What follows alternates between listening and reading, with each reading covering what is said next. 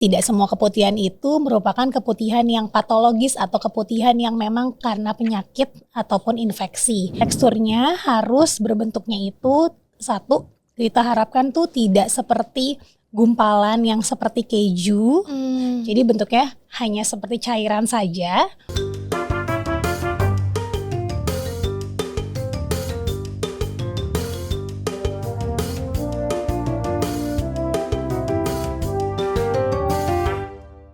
Hai sahabat RSUI dan Abang Bayi Iluni UI, selamat datang di Sambung Sehat Talks, podcast kolaborasi antara Iluni UI dan RSUI Talks Podcast.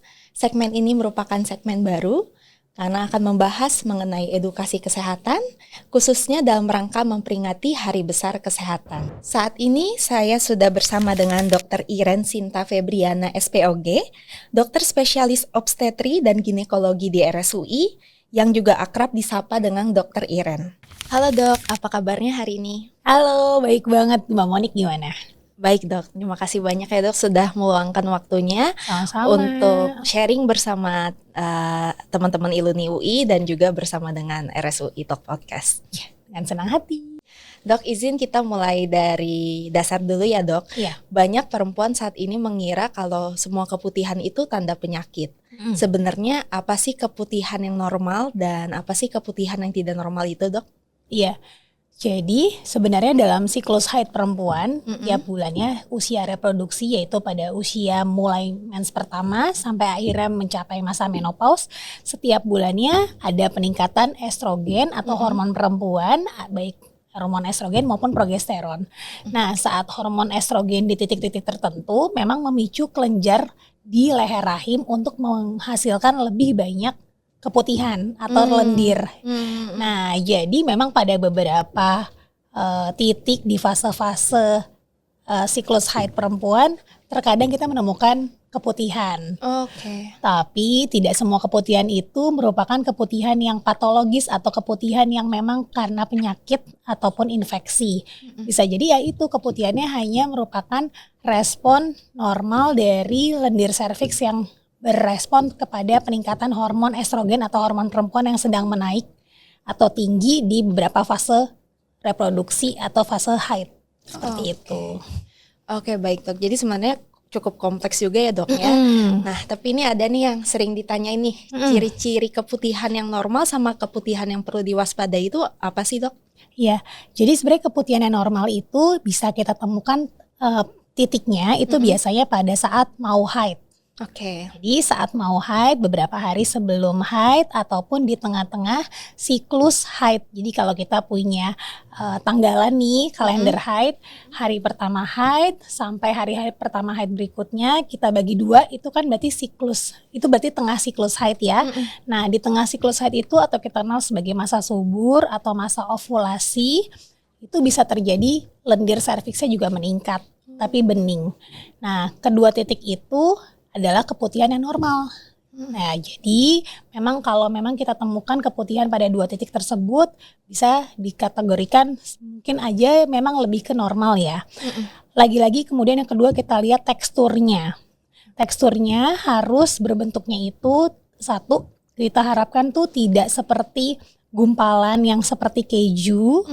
Jadi bentuknya hanya seperti cairan saja, tidak berbentuk gumpalan atau bahkan seperti bekuan-bekuan. Seperti itu. Jadi ada yang seperti bekuan-bekuan batu atau bekuan-bekuan cucian beras atau cucian tahu gitu ya. Gitu. Jadi bukan seperti itu. Yang ketiga warnanya.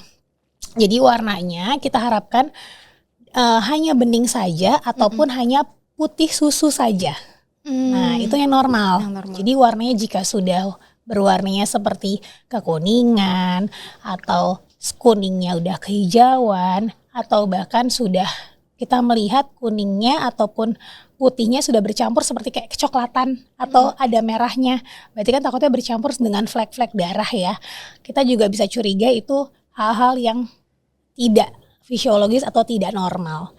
Jadi warnanya tuh harus hanya bening atau putih susu saja maksimal. Seperti itu. Yang keempat, aroma. Jadi kita kadang kan sering bisa membaui atau menghidu dari mungkin celana dalamnya atau pakaian dalamnya, kalau memang ada keputihan yang cukup banyak, bisa dideteksi apakah aromanya rasa seperti, mohon maaf, bau tengik atau bau amis atau baunya sudah seperti yang tidak nyaman banget gitu ya. Kalau memang wangi aromanya itu tidak nyaman, itu tidak normal. Tapi kalau misalnya tidak berbau sama sekali, itu bisa dikategorikan sebagai keputihan yang normal sebenarnya. Oh oke, jadi ada beberapa ciri khas tadi ya dok ya, khusus yang normal dan tidak normal.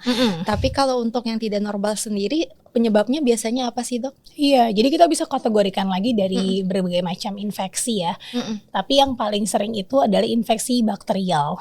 Jadi bakterial itu kita kan memang bagian atau liang vagina itu kontaknya dengan lingkungan luar itu sering banget ya. Kita kan sering membasuh vagina misalnya dengan air kita juga dari luar. Jadi kan memang dia seperti liang atau lumen gitu ya. Jadi memang pasti sering berkontak dengan permukaan luar. Jadi paling sering terkena bakterial atau mixed bacterial infection. Jadi campuran jenisnya. Nah, yang kedua itu paling sering adalah Candida atau jamur. Nah, jamur sendiri ini sebenarnya nggak semua jenis golongan jamur bisa menginfeksi. Cuma memang ada beberapa golongan tertentu yang rutin kita temukan pada pemeriksaan itu bekuan-bekuan atau gumpalan-gumpalan keputihan di vagina yang memang udah mengganggu sekali gitu. Jadi memang infeksi jamur juga cukup sering. Dan infeksi jamur ini paling sering pada kondisi 1 kehamilan, di mana lendir serviksnya itu lebih banyak lagi karena hormon estrogennya tinggi. 2 pada pasien yang memang ada diabetes atau gula darahnya terganggu ya, kontrol gula darahnya terganggu. 3 jika pasiennya memang ada penurunan imun, jadi imunitasnya terganggu. Jadi ini lebih sering pada kejadian Candida tuh atau infeksi jamur lebih sering pada kondisi tersebut. Yang ketiga, parasit. Jadi ada tuh parasit yang seperti bakteri tapi dia lebih golongannya parasit. Ya warna keputihannya juga lebih mirip bakteri tapi dia bisa lebih berbusa gitu. Nah parasit juga, tapi kalau parasit ini dia banyak dikaitkan juga beberapa kondisi yang berkaitan dengan penyakit menular seksual. Jadi memang kalau memang kita curiganya itu infeksi ya karena parasit, yang harus di screening bukan cuma perempuannya tapi pasangannya juga. Dan saat pengobatan ya kalau misalnya perempuannya diobati dan ternyata pasangannya dideteksi juga ada, ya harus diobati keduanya gitu. Karena merupakan penyakit menular seksual. Dan abstinensi atau tidak boleh berhubungan dulu sampai memang benar-benar dinyatakan sembuh. Seperti itu. Berikutnya ya bisa mix dari semuanya gitu. Jadi bisa juga infeksinya bukan cuma dari satu, misalnya cuma bakteri aja, tapi kita bisa bertemu infeksinya tuh bakteri mix jamur atau bakteri mix parasit. Jadi saat lagi diperiksa warna atau bentuknya tuh tidak spesifik, saat kita melakukan swab atau usapan vagina yang ditemukan secara laboratorium juga ternyata ada beberapa mikroorganisme. Jadi bisa jadi infeksinya mix. Itu kan infeksi ya paling sering ya. Tapi yang berikutnya yang paling sering juga adalah atau yang umumnya selain infeksi kita temukan jika ada lesi prekanker atau dinamakan lesi prekanker leher rahim.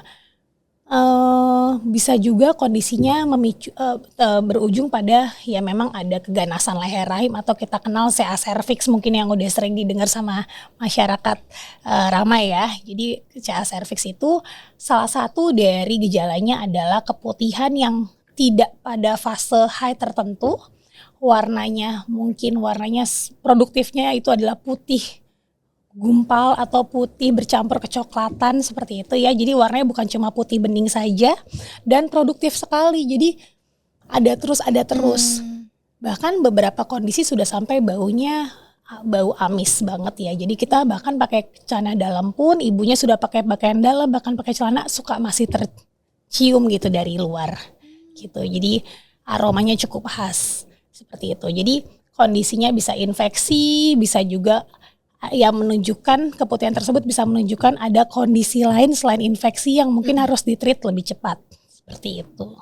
Oke, baik. Berarti tadi dari beberapa penyebab yang disebutkan dari Dokter Iren ya, ada yang dari bakteri, parasit, terus juga bisa mix juga ya dok. Bisa mix Terus juga. dari jamur juga, bahkan juga dari kondisi penyakit juga ya, Iya. yang tertentu yang bisa menyebabkan keputihan itu muncul. Betul. Nah, ini juga dok terkait dengan kondisi keputihan, banyak nih yang mengaitkan keputihan dengan kondisi kelelahan, stres, dan juga bahkan dikaitkan dengan hormon.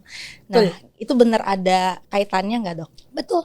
Jadi setuju banget kalau misalnya kita bicara tentang hormonal, itu sangat berkaitan. Makanya tadi dari awal saya bilangnya bahwa keputihan yang fisiologis atau keputihan normal itu terjadinya saat hormon estrogen itu lagi tinggi, yaitu biasanya pada saat ovulasi di tengah siklus atau saat kita sebelum beberapa hari sebelum menstruasi. Jadi kedua titik ini berkaitan dengan hormonal, memang ada keputihannya.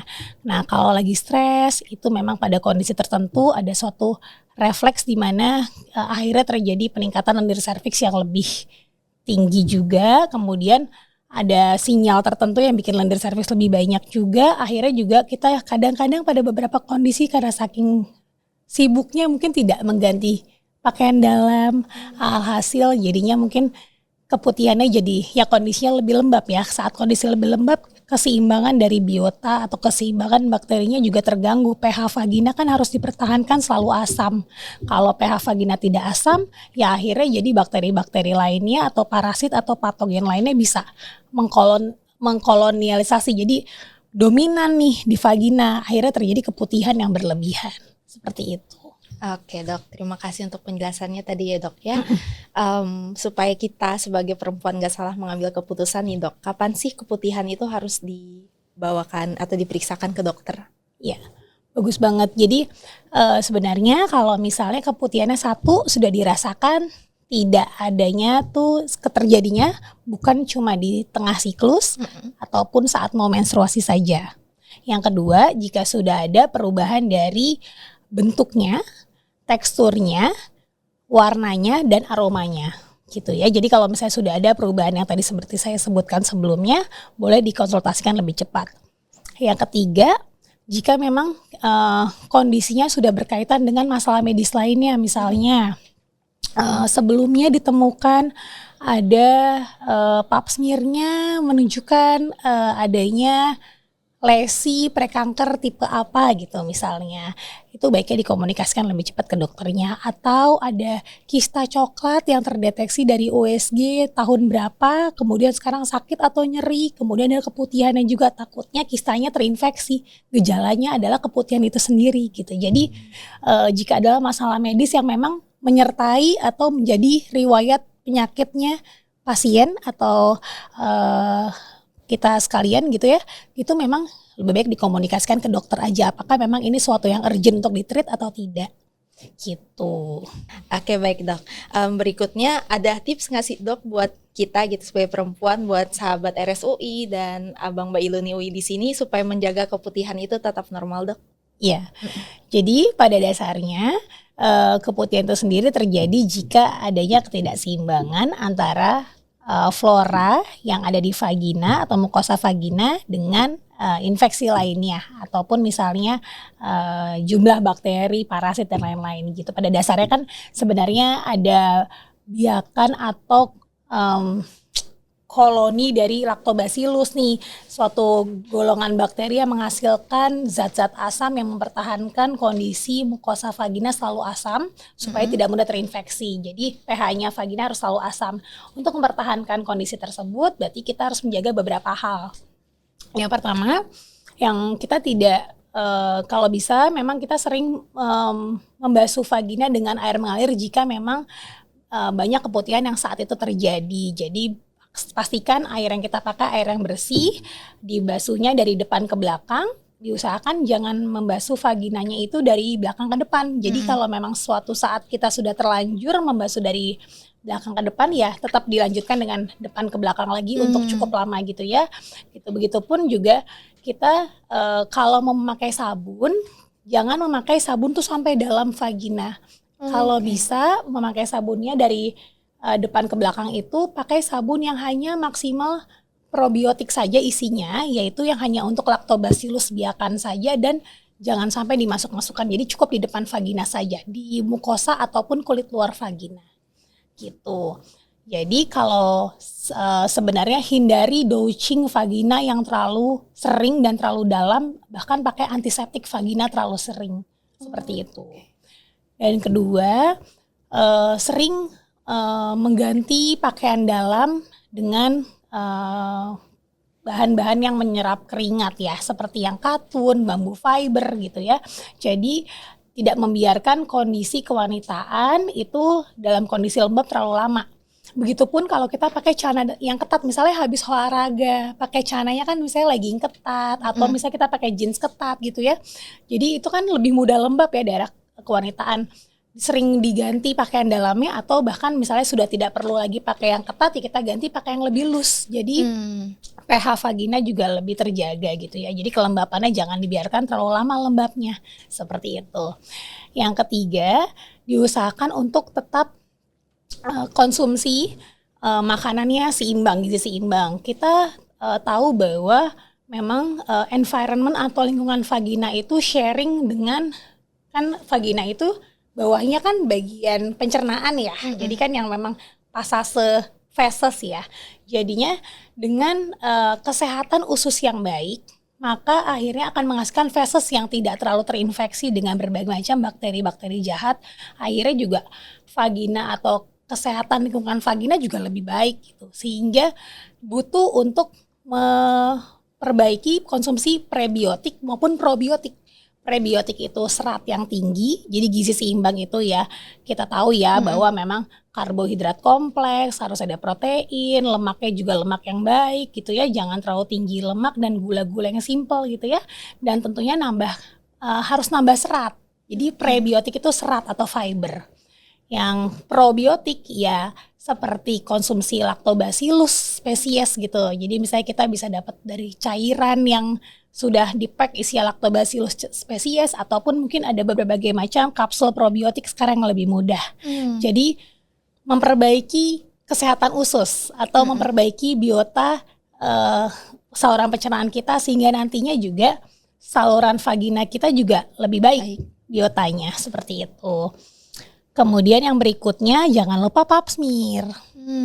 Ya, jadi sebenarnya keputihan yang kita tadi kan saya bilang di akhir mungkin bisa juga hubungannya dengan lesi prekanker kan.